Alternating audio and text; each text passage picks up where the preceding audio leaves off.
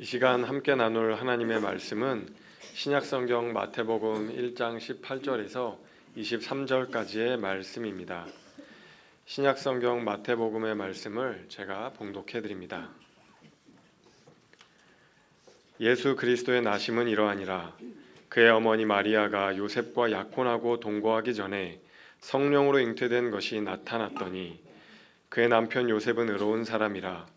그를 드러내지 아니하고 가만히 끊고자 하여 이 일을 생각할 때에 주의 사자가 현몽하여 이르되 다윗의 자손 요셉아 내 아내 마리아 데려오기를 무서워하지 말라. 그에게 잉태된 자는 성령으로 된 것이라. 아들을 낳으리니 이름을 예수라 하라. 이는 그가 자기 백성을 그들의 죄에서 구원할 자이심이라 하니라. 이 모든 일이 된 것은 주께서 선지자로 하신 말씀을 이루려 하심이니 이르시되 보라 처녀가 잉태하여 아들을 낳을 것이요 그의 이름은 임마누엘이라 하리라 하셨으니 이를 번역한즉 하나님이 우리와 함께 계시다 함이라. 아멘.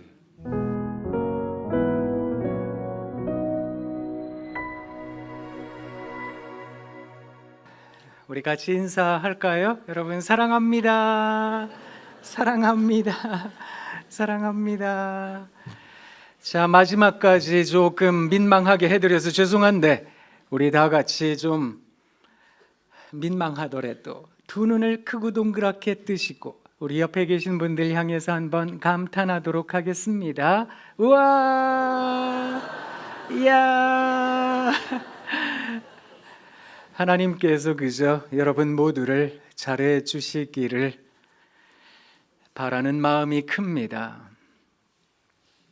그렇지 않아도 참 힘든데, 그렇지 않아도 참 어려운 시절 지나가고 있는데 우리 마음이 그저 고요하길 원합니다. 여러분, 그런데 고요라는 말은 적막함과 다릅니다. 적막하다라는 말은 어떤 소리도 들려지지 않는 무성의 상태를 일컫지만 고요하다라고 하는 말은 소리의 유무와는 상관이 없습니다. 그래서 이거 사세요, 이거 사야 됩니다 시끄럽게 떠드는 장터에서도 아이들이 밝고 건강하게 떠들고 웃는 운동장 한복판에서도 사람들 오고 가는 큰 길 한복판에서도 고요는 경험할 수 있는 거다 싶습니다. 그래서 이 고요하다라고 하는 개념을 성경에 나오는 샬롬이라는 뜻과 잇대어 이야기할 때도 많습니다. 빚이 여전하지만 전쟁도 진행 중이지만 그런데 빚이 다 청산된 것 같다고, 전쟁도 끝난 것 같다고 그때 느껴지는 마음의 평정, 사실 이 샬롬이라고 하는 것은 그런 점에서 이 세상이 주는 것과는 참 다릅니다. 뭔가 해결되어야, 뭔가 정리가 되어야 그제서야 아이고 이제 살 것 같네 라고 느껴지는 평화의 마음과는 다르기 때문에 그렇습니다. 세상 복잡하지요? 느닷없이 일들이 터지기도 하고 생각하지 못했던 상황에 우리가 빠져들기도 합니다.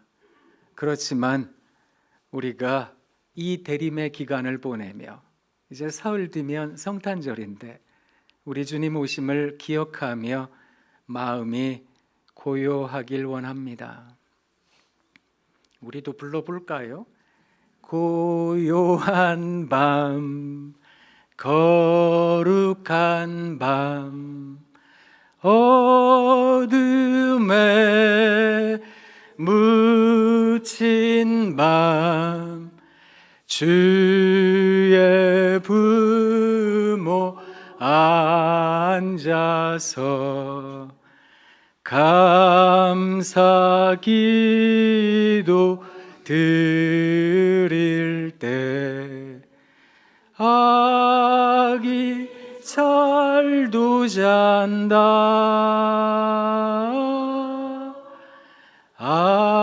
아기 잘도 잔다. 그것처럼 내 영혼 평안해. 내 영혼 평안해. 한 번 더 고백하겠습니다. 내 영혼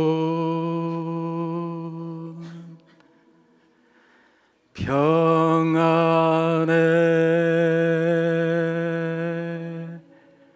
내 영혼 평안해.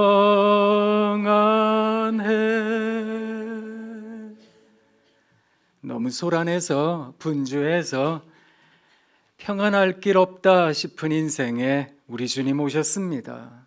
그래서 우리 마음에 평화를 허락하셨습니다. 그 평강으로 살아내시는 귀한 덕소의 신앙가족 여러분 되시길 부탁드립니다. 오늘 말씀을 통해서 대림의 기간을 걸어가는 우리가, 성탄절을 기뻐해야 하는 우리가 어떻게 살아야 될까, 그것에 대해서 함께 생각을 좀 해보려고 합니다. 느닷없이 일이 벌어지면 이거 감정적으로 마음을 추스리기가 참 어렵습니다. 그래서 묵묵히 삶을 산다, 하루를 살고 또 하루를 살고, 내가 걸어가는 걸음을 한 걸음 걷고 또 한 걸음 걷는다라는 것도 이게 여간 쉬운 일이 아니로구나, 이런 생각이 들 때도 참 많습니다. 솔직히 마리아 입장에서는 얼마나 당황스러웠을까요? 아니, 자기는 남자를 알지도 못하고 만난 적도 없는데 임신을 했답니다. 이게 여러분 받아들여지세요? 이런 일이 내게 벌어진다면 나는 어떻게 행동할 수 있을까? 이거 내가 한 일이 아닙니다. 소리 지르고 싶지 않았겠습니까? 아니, 요셉 입장에서는 또 어떠했을까요? 정혼하기로 한 여자가 세상에 아기를 가졌답니다. 아니, 이런 괘씸할 때가, 이런 생각 들지 않겠습니까? 그런데 이 사람 의로운 사람이라 가만히 끊고자 했던 겁니다. 그런데 그때 주의 사자가 현몽하여 당부합니다. 마리아 데려오는 것을 겁내지 말라고요. 그가 잉태한 것은 성령으로 잉태한 것이라고. 그러니 마리아 데려오는 걸 무서워할 필요가 없을 거라고. 사실 요셉 입장에서는 주의 천사가 현몽에서 그렇게 가르쳐 주기도 했지만, 해명해 주기는 했지만, 이게 내가 지금 진짜로 주의 천사를 본 걸까? 아니면 그냥 꿈꾼 거 아닌가? 이게 의구심이 들지 않았을까요? 그리고 비몽사몽간에 내가 지금 주의 천사를 보기는 했지만, 아이고, 그렇다고 해도 이게 상식적으로, 이게 보통의 사람의 생각으로 그런 일이 일어나리라는 건 가히 상상할 수 없는 일인데, 그런 일이 벌어졌다고? 이게 아마 이 사람 입장에서는 굉장히 당혹스러웠을 겁니다. 사실 이러한 불확실성이라고 하는 것이 우리 모두에게 주어진다면, 각자에게 주어진다면, 이런 얘기도 하고 싶고 저런 논리도 펴고 싶고, 이런 측면에 서기도 하고 저런 측면에 서기도 하겠지요. 각자가 가지고 있는 생각과 신념을 표현하기도 할 일입니다. 그런데 이들은 불확실성과 함께 걷기로 작정했던 겁니다. 그리고 마리아와 요셉은 자신의 삶을 살기로 했던 겁니다. 주의 천사가 요셉에게 당부했습니다. 아들을 낳을 건데 이름을 예수라 하라고. 예수라는 말은 헬라식 이름인데 이 말의 히브리식 이름은 여호수아입니다. 예수아라고 아람식으로 말하기도 합니다. 이 말의 뜻은 모두 다 같습니다. 하나님께서 도우신다, 하나님께서 구원하신다 라는 뜻입니다. 하나님께서 구원하실 거라고 도우실 거라고 그 이름을 요셉에게 가르쳐 준 겁니다. 그런데 그 이름이 옛적 선지자에게 하셨던 하나님의 말씀이 성취된 거라고 오늘 성경이 가르쳐 준 겁니다. 이사야서 7장 14절에 있는 말씀과 같기 때문입니다. 보라, 처녀가 잉태하여 아들을 낳을 것이요 그의 이름은 임마누엘이라 하리라. 친절하게도 마태복음 오늘 본문은 그 임마누엘이라는 이름의 번역을 우리들에게 말해주기도 합니다. 하나님이 우리와 함께 계시다라고 말입니다. 여러분, 그런데 이 말씀을 들으실 때 이렇게 생각하실 수 있으세요? 예수라 하리라. 그렇다면 하나님께서 우리를 도우신데, 하나님께서 우리를 구원하신데, 세상에 그 하나님께서 임마누엘, 우리와 함께 하신데 그러잖아요. 그러면 우리는 금방 이렇게 번역이 가능합니다.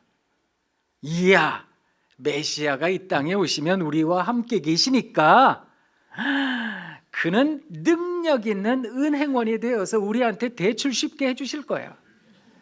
그는 능력 있는 입시 전문가가 되시니까 우리 아이들 좋은 대학 가게 해주실 거야. 이야, 그는 능력 있는 직업 소개해서 컨설팅하는 사람이라 우리에게 좋은 직업 주실 거야. 높은 자리도 가게 해주실 거라고 이렇게 생각하실런지도 모르겠는데요, 오늘 말씀을 글자 그대로 받으셔야 됩니다. 하나님 우리와 함께 하시겠다고요.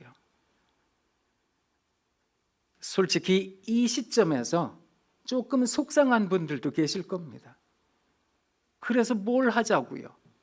어쩌자고요? 아니, 우리와 함께 계시다고요? 그런다면 뭘 해주실 건데요?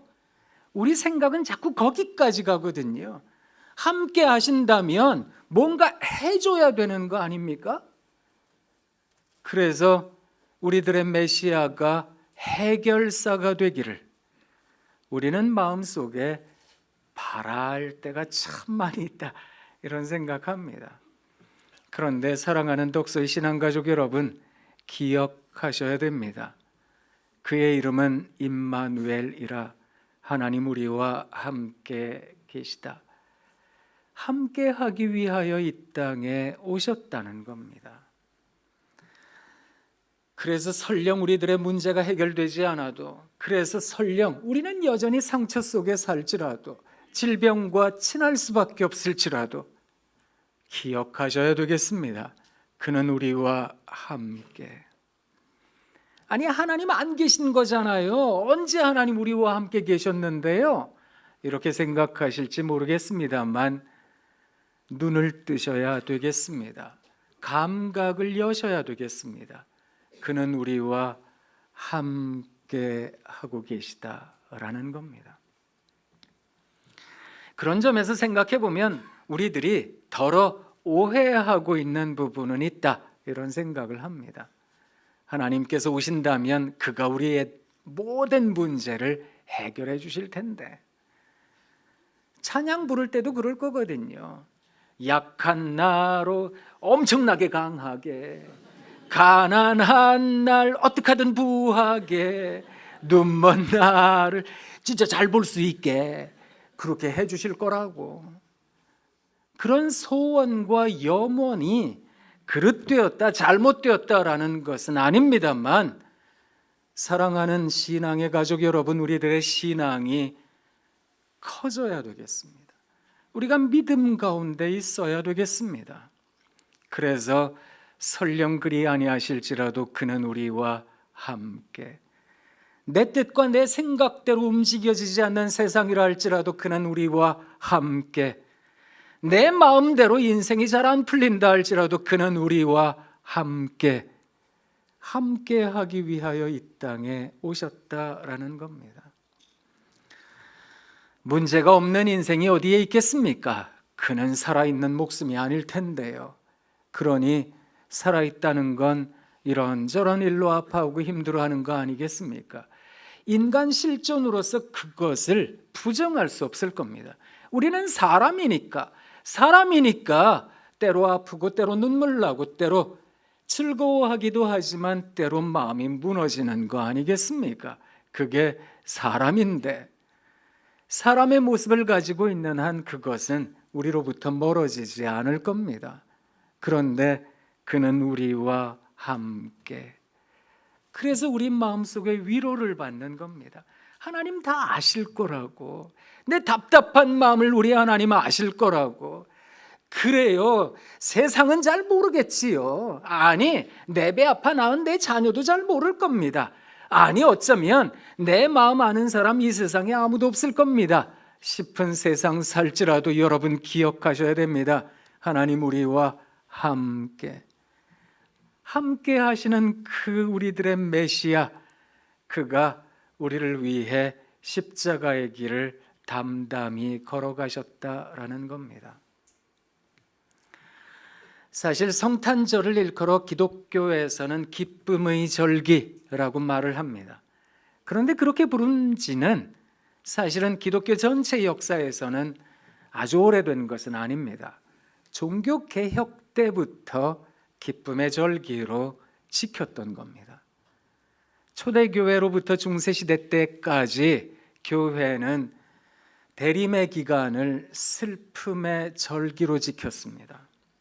그래서 고행과 수행, 금욕과 금식의 기간으로 지켰습니다.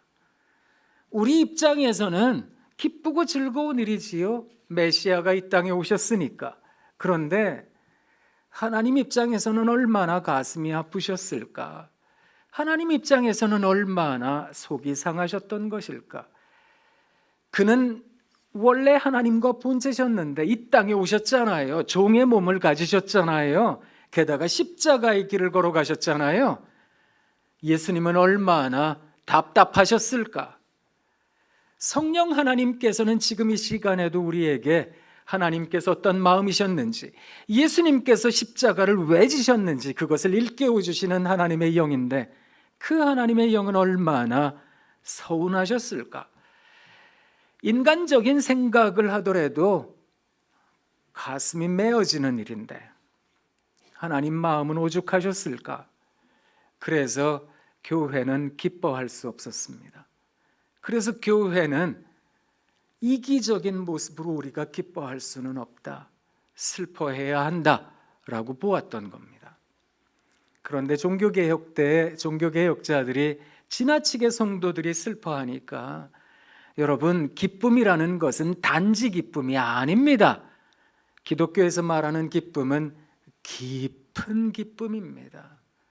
순전한 기쁨이라고 하는 것은 기쁜데 의미가 있는, 깊은 의미가 있는데, 그래서 단지 즐거워할 수 없지만 그런데 기쁜 그런 의미가 담겨 있는 거라고.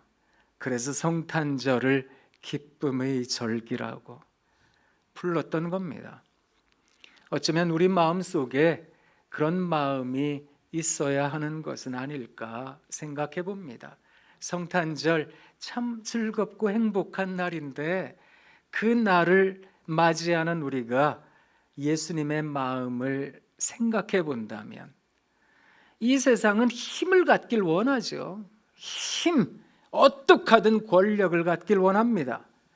그래서 내가 곧 길이요 진리요 생명이다 선언했던 많은 사람들이 무소불위의 권력을 갖길 원했습니다. 우리는 그런 사람들을 일컬어 독재자라고, 절대 군주라고 불렀습니다. 예수님도 비슷한 말씀하셨습니다. 내가 곧 길이요 진리요 생명이다. 그런데 그 예수께서는 십자가를 지셨습니다.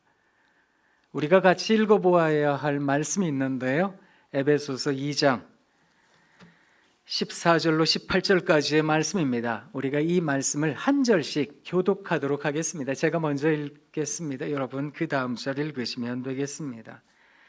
그는 우리의 화평이신지라 둘로 하나를 만드사 원수된 것 곧 중간에 막힌 담을 자기 육체로 허시고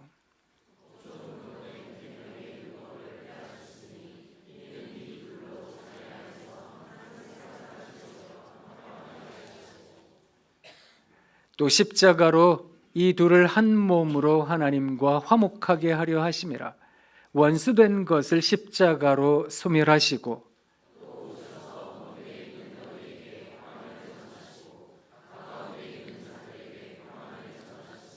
같이 읽도록 하겠습니다. 이는 그로 말미암아 우리 둘이 한 성령 안에서 아버지께 나아감을 얻게 하려 하심이라. 아멘. 에베소서의 말씀이 말씀하는 것은 아주 분명합니다. 길이요 진리요 생명을 선언하신 예수님께서 희생을 택하셨다는 겁니다. 희생을 택해야만 이분법의 함정에서 벗어날 수 있습니다. 그래서 먼 데 있는 사람이나 가까운 데 있는 사람이나 많이 가진 사람이나 적게 가진 사람이나 높은 데 있는 사람이나 낮은 데 있는 사람이나 하나가 될 수 있다는 겁니다. 평화로 부르셨다는 겁니다. 화평으로 부르셨다는 겁니다. 그래서 중간에 막힌 담을 허셨다라는 겁니다. 예수 그리스도의 오심은 그런 점에서 오늘 우리들에게 어떻게 살아야 될까라는 데 대한 분명한 지침을 갖게 합니다. 사랑하는 독서의 신앙가족 여러분, 진리를 품은 사람들은 마리아처럼 요셉처럼 아니 우리들의 메시아 예수님처럼 어떻게 보면 담담히 우리의 삶을 살아야겠습니다. 그런데 평화의 도구가 되어야 되겠습니다. 그러려면 아무래도 진리를 담은 사람들은 희생해야 됩니다. 손해보는 인생을 살아야 되는 것은 아닐까 그런 생각해 봅니다. 솔직히 비효율적이 아닙니까? 아니 그렇게 살면 누가 알아준다고 그래요? 아니 당신이나 먹어야지 도대체 누굴 먹인다고 그러세요? 생각해보면 진짜로 어이없는 인생 살아가는 겁니다. 이 세상의 기준과 잣대로 생각해보면 그거 별것 아닌 것 같은 인생일 수 있겠습니다. 그런데 그렇게 살아야 되는 것을 우리 주님께서 가르쳐 주신 겁니다. 신학교에 있다가 보니까요 가끔 이야 이건 뭐 선생으로 부끄럽다라는 생각이 드는 졸업생들, 제자들 많이 봅니다. 제가 아는 사랑하는 졸업생들 가운데에는 암에 걸렸는데 그것도 희귀 질환에 걸렸는데 선교지로 떠난 사람들이 많이 있습니다. 우리 부부 결혼했는데요 아기 안 낳겠습니다. 그리고 길거리에 버려진 아이들을 데려다가 너 우리 집이라고 하는 집을 만들고 아이들과 공동생활하는 사람들도 있습니다. 그런 목사들을 바라보면 부끄럽기 그지없습니다. 목사님, 저는 은행 총재가 됐습니다. 얼마나 자랑을 하시는지. 아이고, 무슨 은행 총재인가요? 연탄은행 총재입니다. 얘기를 하며 백사마을에서 연탄교회 하는 목사님도 있습니다. 학교 한번 오세요. 말씀을 드렸더니 학교 온다고 할머니 할아버지들에게 아이고 목욕하게 생겼어요 얘기를 했더니 목사님 그냥 가면 어떡해요? 커다란 검정 비닐에다가 이 할머니 할아버지들이 잡수려고 살짝 모아뒀던 카스테라, 초코파이, 새우깡 이따만큼 들고 오셨습니다. 우리 학생들한테 나눠주세요 하고 들고 오는 목사님 바라보면 부끄러웠습니다. 생각해보면 이름도 없이 빛도 없이 그렇게 살아가고 있는 좋은 사람들이 많은데 그렇다면 그렇게 살아가는 것이 이 땅에서야 비효율적이지요. 뭐 바보천치 같은 인생들인데 하늘나라의 상급이 크지 않겠습니까? 우리 주님께서 원하시는 삶이 그런 거 아닐까 싶습니다. 사랑하는 성도 여러분, 어차피 인간으로 또 아프고 또 어려움 당하고 또 힘든 순간 경험할 수밖에 없을 터인데 거기에 매몰되듯 함몰된 인생이 아니라 그 안에서도 당당하게 우리의 살아갈 길을 찾아보는 겁니다. 그래서 하나님의 식과법을 이루어보겠습니다. 하나님 뜻 세워보겠습니다. 그렇죠. 지난 2년 동안 진짜 기도 많이 했는데, 아니 그쪽으로 갈 줄 알았는데 이것도 하나님 뒤집어 엎으시잖아요. 생각해보면 또 다른 길이 있는 거다. 불확실성 속에서 함께 걸어가 보자. 우리 주님께서 말씀하고 계시는 게 아닐까. 우리나라도 마찬가지 아니겠습니까? 이걸 누가 예견이나 했겠습니까? 이렇게 어려운 일을 당할런지. 그런데 하나님께서 또 우리 민족에게 하시는 말씀이 있겠다 싶습니다. 생각해 보면 우리는 여전히 그리스도인으로서의 삶의 정체성을 유지해야 되겠습니다. 그 정체성은 사랑하는 성도 여러분, 갈등을 봉합하려면, 좌와 우를 만나게 하려면, 저기와 여기를 만나게 하려면 우리가 희생해야 되겠습니다. 우리가 좀 더 아파해야 되겠습니다. 우리가 좀 더 눈물 흘리고 바보같이 살아야 되는 거 아닐까? 우리 주님께서 그것을 가르쳐 주셨기 때문입니다. 그래서 우리 모두가 십자가의 길을 쫓아가며 평화의 사도가 되어야 되겠습니다. 우리가 믿는 메시아가 십자가에 달려 죽으신 하나님이시기 때문에 그렇습니다. 일전에 여러분들에게 읽어드리기도 했지만 한 번 더 읽어드리려고 적어왔습니다. 위르겐 몰트만이라는 신학자가 쓴 책이 있는데 십자가에 달리신 하나님이라는 책입니다. 이 책에 있는 한 대목을 여러분들에게 읽어드리도록 하겠습니다. 공공연하게 낙관주의적 미래상만을 내걸고 이 사회에서 십자가에 달려 처형당한 하나님을 회상한다는 것은 무엇을 의미하는가? 그것은 우리 모두가 회피하고자 하는 걸림돌은 아닌가? 그러나 모두의 걸림돌로 엄연히 서 있는 십자가에 처형당한 하나님에 대한 기억만이 오늘의 상황, 역사의 법칙, 그리고 억압들로부터 인간을 변화시킬 수 있다. 만일 교회가 그리스도의 교회가 되고자 한다면 십자가에 달려 처형당한 그리스도에게 돌아가 이 세상에 대한 그리스도의 사랑을 보여주어야 한다. 인간을 억압하고 분리시키는 이 사회에서 기독교 자체가 인간을 억압하고 분리하는 도구가 되느냐, 아니면 그 반대가 되느냐 하는 문제는 기독교가 십자가에 달린 예수님을 우리가 모르는 어떤 낯선 사람으로 이해하느냐, 아니면 기독교 그 자체를 결정하는 우리들의 메시아로 인정하느냐에 달려 있다. 십자가에 달린 우리들의 메시아, 그가 내뿜는 빛은 이 세상이 말할 겁니다. 그게 빛이냐고.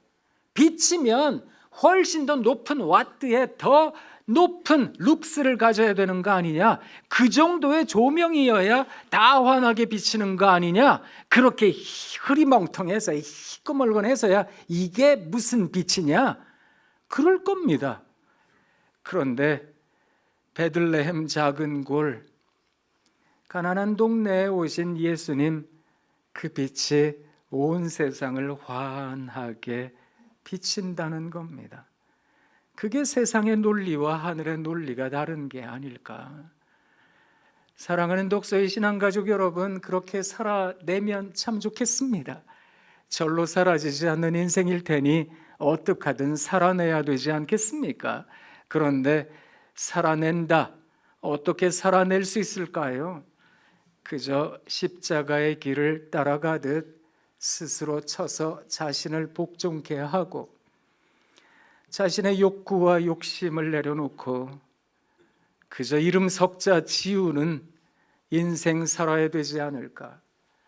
지난달에 말씀드렸던 예수의 제자 바돌로메처럼 저는 그냥 돌로메 아들입니다 하고 살아가는 것, 그렇게 자신을 지울 줄도 알고 잊혀져 갈 줄도 알고, 그런데 하나님께서 언젠가 하나님의 나라에서 우리에게 말씀하시지 않을까요? 착하고 충성되다. 네가 작은 일에 충성했으니까 너 여기 와서 잔치에 참여하면 되겠다. 그 나라 갈 때까지 우리가 그렇게 살아야 되지 않겠습니까? 그저 무거운 말씀을 드려서 죄송합니다. 성탄의 기쁨이라는 것은 그렇게 우리에게 찾아온다 싶습니다. 화려하지 않은데요. 대단히 밝지도 않은데요. 이거 보면 효율적이지도 않아요. 진짜로. 확실한 것도 없어요. 그런데 불확실성 속에서, 비효율적인 것에서 어떻게 보면 바보 같은 삶을 살아가는 것, 불확실성과 함께 걸어가는 것, 우리 주님이 우리들에게 원하시는 삶이 아닐까, 그런 생각해 봅니다. 그런데 놀라운 건 그렇게 살기로 작정하잖아요. 세상은 우습게 여길지 모르겠습니다만 마음엔 평화가 가득해집니다. 그래서 내 영혼 평안하다고, 내 영혼 평안하다고 찬양할 수 있는 비결이 거기에 있는 게 아닐까 싶습니다.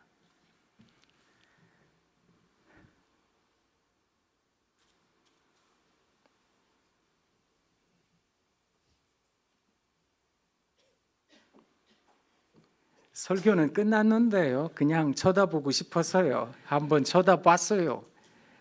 내려가기 전에 그저 찬양이나 하나 더 불러드리고 평화 하나님의 평강이 여러분에게 넘쳐나기를. 평화 하나님의 평강이 여러분 삶에 가득하기를 축복합니다. 여러분 사랑합니다. 사랑합니다. 사랑합니다. 기도하겠습니다. 하나님 참 고맙습니다. 우리 마음에 고요함 더해 주시기 위해, 평화 주시기 위해 이 땅에 우리와 함께 하신 예수님을 생각합니다. 예수님, 우리도 누군가에게 평화의 도구가 되어서 그들과 함께 할 수 있게 도와주옵소서. 세상에 버려지고 저 한 구석에서 울고 있을 수밖에 없는 사람들 찾아가서 함께 할 줄도 알고 그들과 마음을 나눌 줄도 아는 우리가 되게 하시고, 하나님, 세상 사람들이 너 왜 그렇게 살아? 너 그게 뭔데? 이렇게 해도 그런 길을 걸어갈 줄 아는 좋은 그리스도인 되어서 그렇게 살아내다가 천국에서 우리 다 만날 수 있도록 주여 은혜 더해 주옵소서. 예수님 귀하신 이름으로 기도합니다. 아멘.